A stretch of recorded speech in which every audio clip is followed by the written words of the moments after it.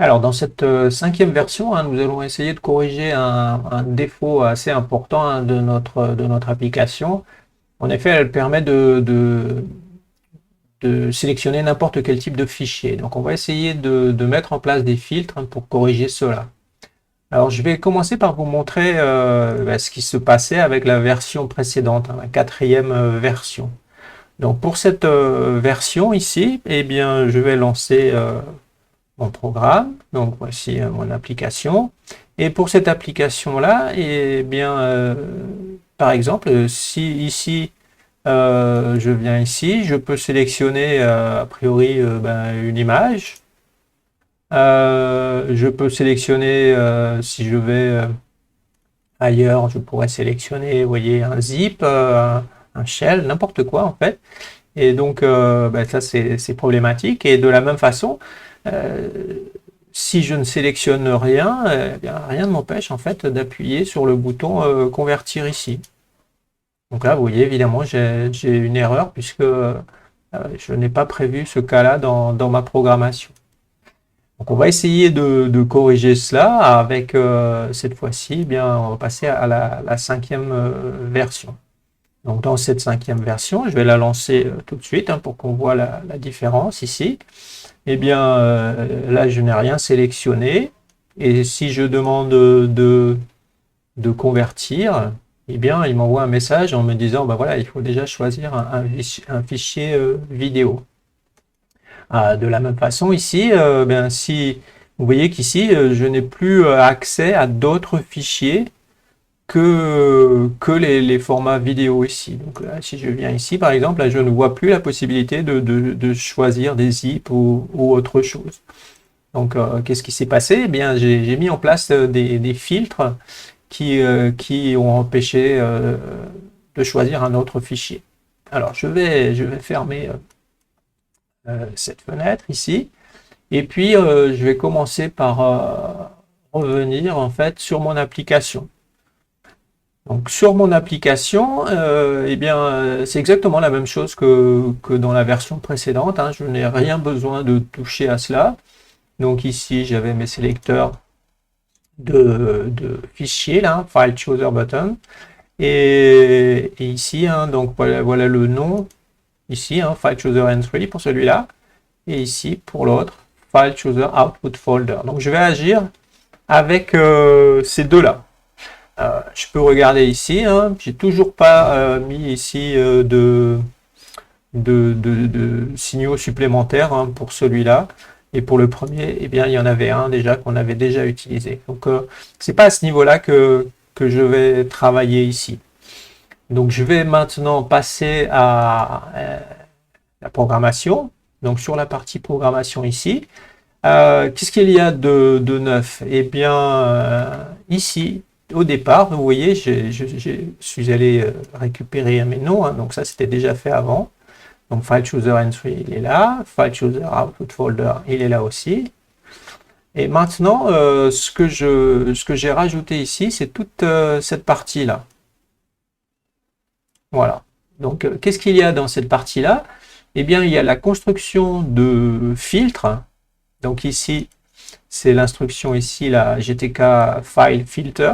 Donc on va créer un filtre pour la sélection de fichiers. Donc vous lui donnez un nom. Donc là, pour mon premier, moi je veux que ce soit MP4. Et vous allez chercher, donc il y a tout sur Internet, vous allez trouver tous les types MIME là, correspondant à quel est le type de fichier que vous voulez.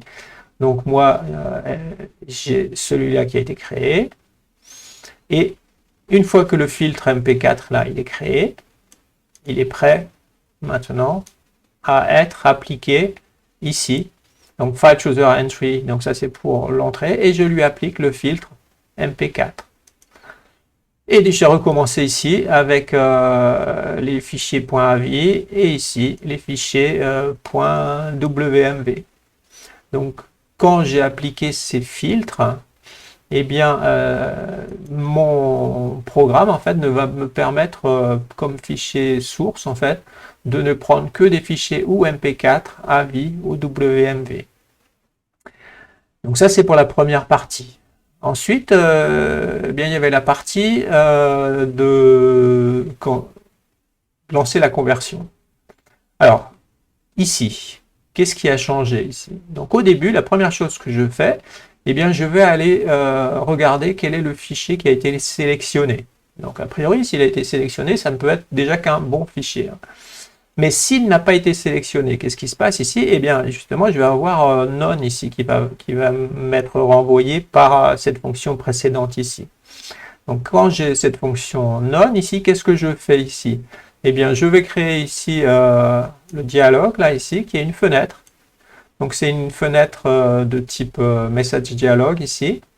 Et je vais lui passer des paramètres. Donc là, c'est son type, hein, c'est une info, simplement. Et ça pourrait être une erreur aussi, hein. Vous pouvez regarder dans la documentation, hein, vous allez avoir différents types de messages. Ici, c'est le message principal, celui qui apparaît en haut.